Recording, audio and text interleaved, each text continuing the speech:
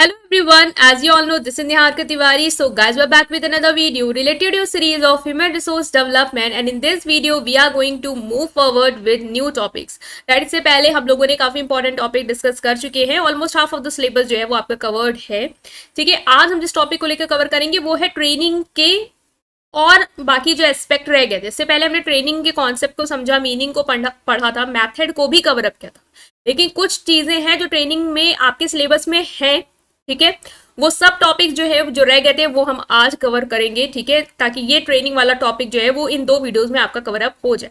अब आप सोच रहे हो कि कहाँ से पहला वाला पार्ट मिलेगा, तो आपको सारे पार्ट जो है वो प्लेलिस्ट में मिलेंगे जो कि चैनल में आपको दिखेगी ह्यूमन रिसोर्स डेवलपमेंट से. सो आप उसे जाके चेकआउट कर सकते हैं. मुझे इंस्टाग्राम टेलीग्राम में ज्वाइन भी कर सकते हैं. So without any further delay let's start this video. So now guys, आज इस टॉपिक को लेके हम बात करेंगे, जैसे कि मैंने आपसे बोल भी दिया है, वो है आपका ट्रेनिंग के और टॉपिक. ठीक है, तो कौन कौन सा टॉपिक रह गया था. पहला है ऑर्गेनाइजिंग ट्रेनिंग प्रोग्राम्स, मतलब कि आप ट्रेनिंग प्रोग्राम आप कैसे ऑर्गेनाइज करोगे, कैसे आप ट्रेनिंग दोगे. ठीक है, ट्रेनिंग मेथड्स क्या हो सकते हैं, किस किस तरीके से ट्रेनिंग दी जा सकती है, और ट्रेनिंग का इवैल्यूएशन क्या है वो हम समझेंगे. तो ये सब टॉपिक हैं जो आपके पेपर में पूछे जाते हैं इस कॉन्सेप्ट से. तो हम देख लेते हैं इसको.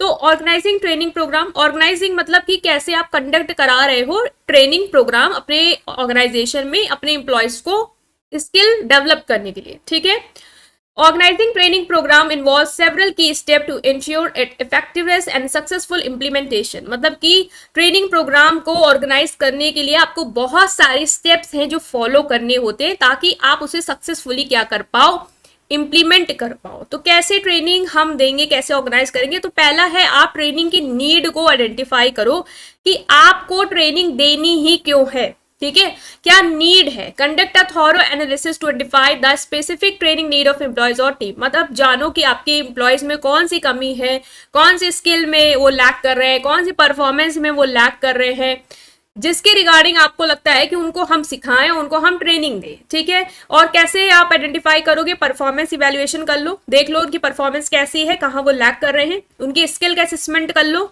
ताकि आपको पता चल जाए कौन सी स्किल पे वो लैक कर रहे हैं. मैनेजर से पूछ लो, सर्वे कर लो कि कहाँ कहाँ उनमें कमी है. ठीक है, तो नॉलेज, स्किल और कॉम्पिटेंसीज जो आपको लगता है इंप्रूव करनी है उसके रिकॉर्डिंग आपको ट्रेनिंग देनी है, तो आप उसको आइडेंटिफाई करेंगे. Next is set training objective. जब आपको पता लग गया, मान लो आपको पता लग गया कि हमारे जो एम्प्लॉयज हैं उनमें स्किल्स में थोड़ी कमी है, वो अभी जो नई टेक्नोलॉजी आई है उसके साथ डील नहीं कर पा रहे, उनको उसकी नॉलेज कम है. तो अब मैं क्या करूंगी, ट्रेनिंग ऑब्जेक्टिव सेट करूंगी कि मुझे उनको वो नॉलेज देनी है और वो चीज वो सीख जाए, ये मेरा ऑब्जेक्टिव होगा. तो clearly define the objective and desired outcome of the training program, कि क्या ऑब्जेक्टिव है आपका ट्रेनिंग प्रोग्राम को कंडक्ट कराने का और आप क्या चाहते हो कि मुझे इस ट्रेनिंग प्रोग्राम के खत्म होने के बाद ये मिल पाए. ठीक है, determine what participant should be able to do और achieve as a result of training. आपको बताना होगा ना कि जैसे मैंने ये ट्रेनिंग प्रोग्राम कराया है 6 डेज का, तो हमारा जो एम है वो ये है कि हम इनमें ये स्किल ला पाए कि ये नई टेक्नोलॉजी के साथ फ्रेंडली हो पाए. हम इन्हें ये सिखा रहे हैं और जब ये ट्रेनिंग प्रोग्राम खत्म हो जाएगा तो ये जो हमारा ऑब्जेक्टिव था ना कि ये लोग सीख पाए, वो हो जाएगा अचीव. तो ये क्या है, आपने ऑब्जेक्टिव सेट कर लिया. ऑब्जेक्टिव स्पेसिफिक होना चाहिए, आपको पता होना चाहिए कि क्या है एग्जैक्टली क्या है. ये नहीं कि घुमाओ 10 जगह पे चीजों को, नहीं, स्पेसिफिक क्या ऑब्जेक्टिव है. मेजरेबल होना चाहिए, मतलब कि आप उसको माप भी पाओ. ऐसा नहीं है कि उनके अंदर डेवलप हुई ना हुई मुझे पता नहीं है, हुई कि नहीं हुई मैं मेजर नहीं कर सकती. No, it should be measurable. आपको पता होना चाहिए आप कैसे मेजर करोगे. वो चला ले रहे हैं अगर उस सिस्टम को तो उनमें आ गया है. अचीवेबल होना चाहिए, ऐसा ना हो कि आप जो ऑब्जेक्टिव सेट किए वो एकदम अंतरिक्ष तक भी अचीवेबल है ही नहीं, वो कोई अचीव कर ही नहीं सकता. तो ऐसा करने से क्या फायदा, होगा ही नहीं फिर ऑब्जेक्टिव पूरा. टाइम बाउंड हो, मतलब कि समय पे पूरा हो जाए, और रेलिवेंट हो, मतलब कि कंपनी से, ऑर्गेनाइजेशन से रिलेटेड हो. इररेलेवेंट चीजें आपको उनसे नहीं अचीव करानी है. तो जिससे हम कहते हैं स्मार्ट होना चाहिए ऑब्जेक्टिव आपका, specific, measurable, achievable, relevant and time bound. Next जो आपको करना है वो है डिजाइन द ट्रेनिंग प्रोग्राम. आपने ट्रेनिंग नीड समझ ली, क्यों आपको ट्रेनिंग देनी है, ऑब्जेक्टिव क्या होगा, क्या आप अचीव कर लोगे. फिर ट्रेनिंग प्रोग्राम को डिजाइन करो कि किस तरीके से ट्रेनिंग प्रोग्राम होगा.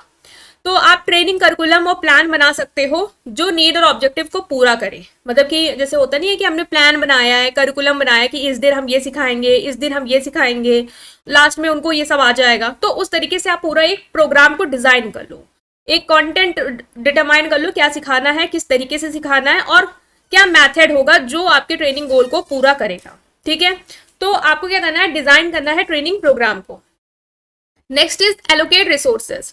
अब जब आपने प्रोग्राम डिजाइन कर लिया तो आपको रिसोर्स भी तो चाहिए होंगे उस ट्रेनिंग प्रोग्राम को कंडक्ट कराने के लिए। तो जो भी आपको रिसोर्स चाहिए, जैसे कि आपको बजट चाहिए होगा, पैसे चाहिए होंगे, ट्रेनर चाहिए होंगे जो ट्रेनिंग देंगे, फैसिलिटेटर चाहिए होंगे जो कोई प्रॉब्लम आ रही होगी उससे रिलेटेड वो फैसिलिटीज देंगे, मटेरियल, इक्विपमेंट, ये सारी चीजें आपको क्या करने हैं, एलोकेट कर लेने हैं, आपको तैयार रखने हैं ताकि अपना ट्रेनिंग प्रोग्राम इफेक्टिवली कंडक्ट करा पाओ। ठीक है, नेक्स्ट इज जो भी स्केड्यूल है, लॉजिस्टिक है, वो आपको क्या करना है, डिजाइन करना है। Determine the training schedule, duration, logistic such as date, time, location. अब आपको बताना है कि ट्रेनिंग कब होगी, कितने समय होगी, किस दौरान होगी, ताकि आप जैसे ही ट्रेनिंग कंडक्ट कराओ तो लोगों को पता हो कि इनका फॉर्मेट क्या है, करिकुलम क्या है, सिखा क्या रहे हैं। इसके साथ ही साथ रिसोर्सेज तो आपको चाहिए ही, और आपको टाइम, ड्यूरेशन, ये सब भी बता देना है कि किस हिसाब से आप वो कंडक्ट कराओगे।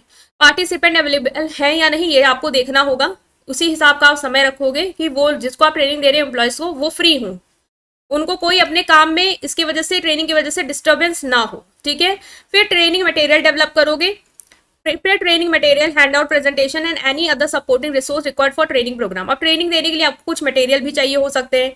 ठीक है, प्रेजेंटेशन लाइक पीपीटी आप के थ्रू आप सिखा रहे हो उनको, कुछ रिसोर्स हैं जिसको सपोर्ट करके आप सिखाओगे, मतलब कंप्यूटर चलाना सिखा रहे हो तो कंप्यूटर सिस्टम आपने मैनेज कर रखे हैं। ठीक है, तो जो भी मटेरियल आपको चाहिए वो आप डेवलप कर लो, आप ट्रेनिंग देना शुरू करो। डिलीवर द ट्रेनिंग, जब आपने पूरा टाइम डिसाइड कर लिया, लोकेशन डिसाइड कर ली, ट्रेनिंग मटेरियल, रिसोर्स सब कुछ कर लिया, और अब आपको ये करना है, ट्रेनिंग देना है। ट्रेनिंग सेशन कंडक्ट करने हैं according to the design, curriculum and schedule. जो भी आपने स्केड्यूल, टाइम, ड्यूरेशन और डेट और जैसा फॉर्मेट डिजाइन किया था उसी के हिसाब से आपको क्या करना है, उन लोगों को ट्रेनिंग देना है। पार्टिसिपेंट को ट्रेनिंग के दौरान एक्टिवली इंगेज कराना है, उनको इंकरेज करना है कि वो आपस में इंटरेक्ट करें, और एक अच्छा लर्निंग एनवायरनमेंट आपको क्रिएट करना है। ठीक है, तो ये क्या कुछ स्टेप्स है जिस तरीके से ये चीजें जाएंगी। फिर जब आपने ट्रेनिंग दे दी तो देखो उनको कितना आया, इवेल्युएट करो, एसेस करो, gather in feedback from participant through evaluation, surveys and assessment.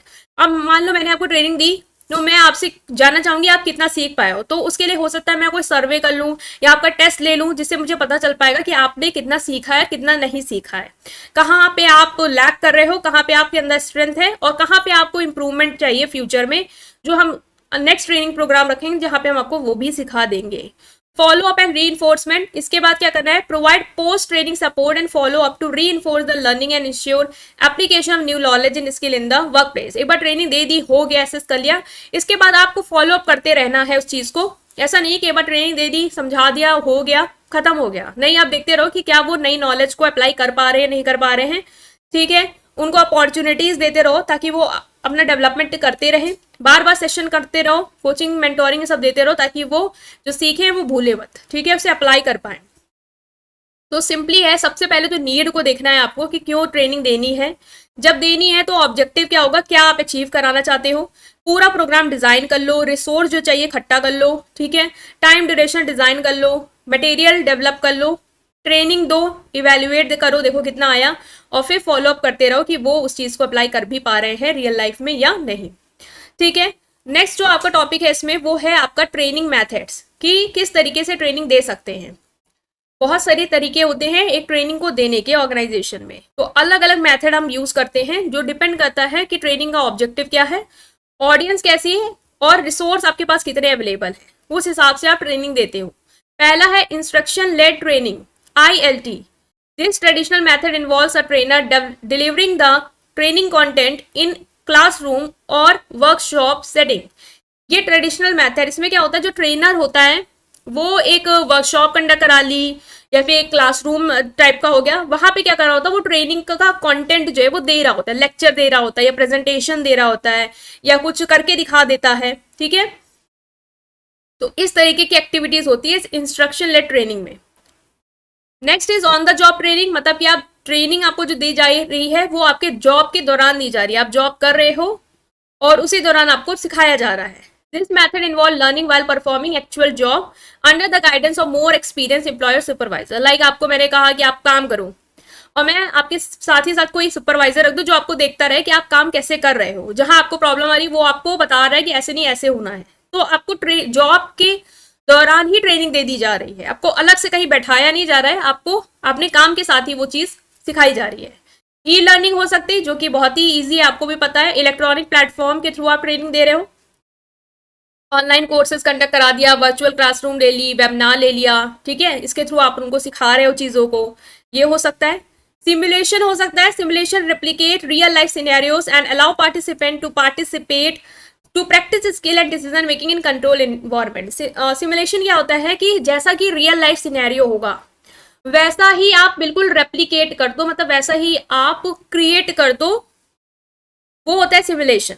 और उसी में आप क्या करो, पार्टिसिपेंट को अलाउ करो कि वो स्किल को सीखें और अपना डिसीजन ले पाए। जैसे कि आपने कभी देखा होगा कि वर्चुअल रियलिटी जैसी चीज आपने सुनी होगी, या कंप्यूटर बेस्ड सिमुलेशन और रोल प्लेइंग एक्सरसाइज। मतलब कि मान लो कि मुझे अपने जो भी एम्प्लॉयज उनको सिखाना है कि कस्टमर से आपको कैसे बातचीत करनी है, तो मैं उनको क्या कर रही हूँ, बिल्कुल एक ऐसा मैंने कमरा क्रिएट कर दिया, एक रूम ले लिया, वहां पे जो एम्प्लॉयज हैं उन्हीं को ही कस्टमर बना दिया, बाकी लोग को एम्प्लॉयज ही रखा, और मैंने कहा कि अब आप कस्टमर हैं और अब आप एम्प्लॉयज हैं, अब आप एक दूसरे से बात करिए और आप इनको हैंडल करिए, ये एग्रेसिव हैं, ये गुस्से में हैं, अब आप बताइए कैसे आप हैंडल करेंगे।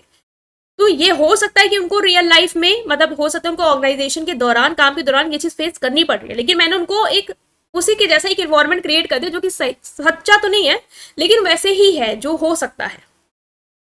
अब वो जब उस सिचुएशन में एक दूसरे से इंटरेक्ट करेंगे ना, तो वहां पे वो सीख पाएंगे कि कैसे करना है, और हो सकता है जो ट्रेनर होगा वो बताएगा नहीं इस तरीके से आप इसको हैंडल करें। तो जब वो रियल लाइफ में वैसी ही सिचुएशन फेस करेंगे तो उनको वो चीज क्या होगी, हिट करेगी कि हाँ इस ट्रेनिंग के दौरान, सिमुलेशन एक्टिविटीज के दौरान मैंने ये सब चीजें फेस की थी और इस तरीके से मैंने डील किया था। तो सिमुलेशन हो जाता है, जैसा कि आपको मिलेगा रियल में वैसा ही आप रेप्लीकेट कर दो, नकली बना दो, ठीक है, जिससे उनकी प्रैक्टिस हो जाए।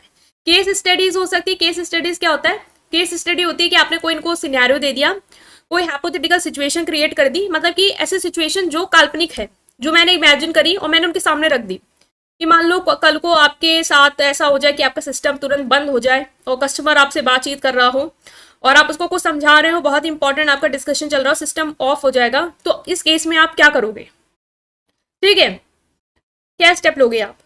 तो मैंने उनको एक केस स्टडी दे दी, आप उनको क्या करना होगा, सोचना होगा, उनको दिमाग लगाना होगा कि इस तरीके से मैं प्रॉब्लम को सॉल्व करूंगा, किस तरीके से मैं उस टाइम पे डिसीजन लूंगा, मेरा नेक्स्ट स्टेप क्या होगा, ठीक है। तो केस स्टडीज हो सकती है।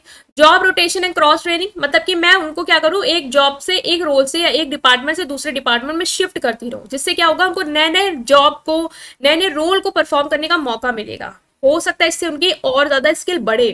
लाइक एक एम्प्लॉय है जो एक नॉर्मल पोस्ट में काम कर रहा है, लाइक सेल्स डिपार्टमेंट में काम कर रहा है, मैंने उसको स्विच कर दिया मार्केटिंग में, जाओ मार्केटिंग में देखो कैसे काम हो रहा है। तो वो क्या होगा, जब सेल्स से मार्केटिंग में जाएगा, ठीक है, या मान लो मार्केटिंग सेल्स को हटाओ, मान लो प्रोडक्शन में जा रहा है, ठीक है, प्रोडक्शन डिपार्टमेंट में जा रहा है, सेल्स से प्रोडक्शन में जा रहा है, मार्केटिंग से प्रोडक्शन में जा रहा है। अब मैंने कहा वहां जाके देखो कि इन्वायरमेंट कैसा है, तो उसको नई स्किल आ जाएगी, प्रोडक्शन में कैसे बातचीत करते हैं, सेल्स में क्या होता है, मार्केटिंग में कैसे हो रहा है। तो क्या है, ये जॉब रोटेशन आप दे सकते हो, अलग अलग डिपार्टमेंट में जाके उनको अलग अलग स्किल सीखने को मौका मिल सकता है। मल्टीपल टास्क करेंगे तो उनको हो सकता है अलग अलग चीजों में अच्छी नॉलेज हो जाए। तो ये कुछ स्टेप्स, कुछ मेथड्स थे आपके, ठीक है।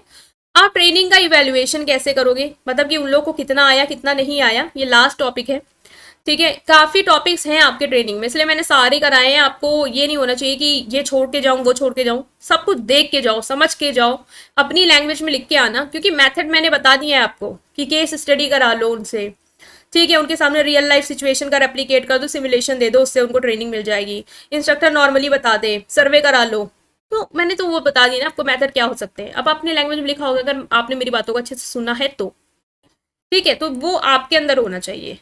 नेक्स्ट जो टॉपिक हमें डिस्कस करें लास्ट है कि इवैल्यूएशन ऑफ ट्रेनिंग, कि ट्रेनिंग में कितना सीखा उसका इवैल्यूएशन कैसे करोगे आप। बहुत ही इजी है, कैसे करोगे आप इवैल्यूएशन। आप भी मान लो आपको भी आपने भी मुझे कुछ सिखाया है, तो आप कैसे पता लगाओगे कि मुझे वो चीज़ आ गई है या नहीं आ गई है, ठीक है। पहला रिएक्शन, मतलब कि फीडबैक ले लो पार्टिसिपेंट से, उनको सेटिस्फेक्शन एंगेजमेंट जाने के लिए। आपको पता होगा, आपने कभी देखा होगा कहीं कहीं ट्रेनिंग प्रोग्राम कंडक्ट कराते हैं ना, तो बाद में पार्टिसिपेंट से पूछते हैं कि आपको कैसा लगा इस ट्रेनिंग में, आपको क्या सीखने को मिला। तो आप रिएक्शन के थ्रू जान सकते हो कि उनको क्या आया क्या नहीं आया। सर्वे से पूछ लो, सर्वे दे दिया उनको, क्वेश्चनार कर लिया आपने, क्वेश्चंस लिख दिए, उसमें वो आंसर टिक विक कर रहे हैं। इंटरव्यूज ले लिए आपने बाद में, कि आपको कैसा लगा, एक्सपीरियंस कैसा रहा आपका, समझ में आया नहीं आया, ये इससे आप जान सकते हो। लर्निंग से जान सकते हो। Evaluate the extent to which participant have acquired and intended knowledge and skill. आप क्विजेस करा लो, असेसमेंट करा लो, डिमॉन्स्ट्रेशन ले लो, जिससे आप पता लगा पाओ उन्होंने कितना सीखा। तो उनके लर्निंग को मेजर करने के लिए आप क्विजेस ये सब चीजें करा सकते हो। एप्लीकेशन कर सकते हो, मतलब कि assess participant ability to apply the application knowledge and skill learn during the training. Next है एप्लीकेशन। एप्लीकेशन मतलब कि जो उन्होंने सीखा वो अपनी लाइफ में अप्लाई कर पा रहे नहीं कर पा रहे, उससे भी आप पता लगा सकते हो कि उनको कितना आया। ये कैसे हो सकता है? मान लो आपने मुझे सिस्टम चलाना सिखा दिया ट्रेनिंग के दौरान, अब आप मेरा कैसे पता लगाओ कि मैंने क्या सीखा? आप मुझे ऑब्जर्व करोगे ऑर्गेनाइजेशन में कि ये सिस्टम को हैंडल कर पा रही है, नहीं कर पा रही है। नहीं कर पाई इसका मतलब इसको नहीं आया सही से, ठीक है। या सिमुलेशन कर सकते हो, या मुझे केस स्टडी दे सकते हो, जिससे देख सकते हो कि मैं कितना दिमाग लगा पा रही हूँ उस चीज में। बिहेवियर चेंज, मान लो अगर मैंने सीखा है तो मेरे बिहेवियर में कुछ चेंज तो आया ही होगा। मैं अगर अंडर कॉन्फिडेंट थी किसी चीज को, आपने मुझे वो डेवलप कर दिया, तो मैं अब कॉन्फिडेंट हो गई, ठीक है। तो बिहेवियर में अगर चेंज आए तो इससे भी आप पता लगा सकते हो कि ट्रेनिंग के थ्रू आपको सीखने को मिला है या नहीं मिला है। सुपरवाइजर से फीडबैक ले लोगे कि सुपरवाइजर भी बता देगा कि इनके बिहेवियर में कितना चेंज आया है, क्या ये कर पा रहे हैं, क्या नहीं कर पा रहे हैं। इनकी परफॉर्मेंस इवेल्युएशन कर लो, देख लो कि परफॉर्मेंस अब पहले कैसी थी, अब कैसी है, या उनका सेल्फ असेसमेंट कर सकते हो, ठीक है। इम्पैक्ट ऑन परफॉर्मेंस, अगर मेरी परफॉर्मेंस पे इम्पैक्ट आया इसका मतलब मैंने सीखा है, ठीक है। हो सकता है मेरी परफॉर्मेंस अच्छी हो जाए, मेरी प्रोडक्टिविटी इंक्रीज हो जाए, कस्टमर मुझसे और सेटिस्फाई होने लग जाए, सेल्स फिगर और इंक्रीज हो जाए, जिससे पता चलेगा कि मेरी परफॉर्मेंस अच्छी है, मैं अच्छे से डीलिंग कर पा रही हूँ। इसका मतलब मैंने ट्रेनिंग से काफी कुछ सीख लिया है। रिटर्न और इन्वेस्टमेंट से पता लगा सकते हो, मतलब कि आपने कितना पैसा लगाया ट्रेनिंग में और कितना आपको ट्रेनिंग से बेनिफिट मिल गया है। लाइक आपने ट्रेनिंग देने के लिए 10,000 रुपए लगा डाले, और अब जो पार्टिसिपेंट्स की जो ग्रोथ है, जो उन्होंने अच्छा परफॉर्म करके ऑर्गेनाइजेशन को दिया है, उससे उनका जो ऑर्गेनाइजेशन प्रॉफिट है वो 3-4 लाख से बढ़ गया। तो मैं देख रही हूँ कि मुझे रिटर्न कितना मिला इस इन्वेस्टमेंट से, मुझे रिटर्न ज्यादा मिला है या कम मिला है, कुछ नहीं हुआ है। तो उससे भी आपको पता लग सकता है ट्रेनिंग से क्या फीडबैक है, ठीक है। Feedback from manager and supervisor, manager से पूछ लो, सुपरवाइजर से पूछ लो कि इंप्लॉयज जिनको ट्रेनिंग दी गई थी वो कैसा परफॉर्म कर रहे हैं, कैसा नहीं परफॉर्म कर रहे हैं। वो भी बता देंगे आपको कि उनको क्या सीखने को मिला, और परफॉर्मेंस अच्छी हुई होगी तो इसका मतलब हम ये इवेलुएट करेंगे कि वो ट्रेनिंग से फायदा उठा पाए। तो ये कुछ थे मैथड डिस्कस किए थे, ये कुछ थे इवेल्युएशन ऑफ ट्रेनिंग की ट्रेनिंग को आप कैसे इवेलुएट करोगे कि उन्होंने कितना सीखा कितना नहीं सीखा। तो सिंपल ही था, रिएक्शन ले लो, उन्हीं से ही पूछ लो। पहली बात तो मैनेजर सुपरवाइजर से पूछ लो, या फिर 2 हो गए, इजी हो गए, ठीक है।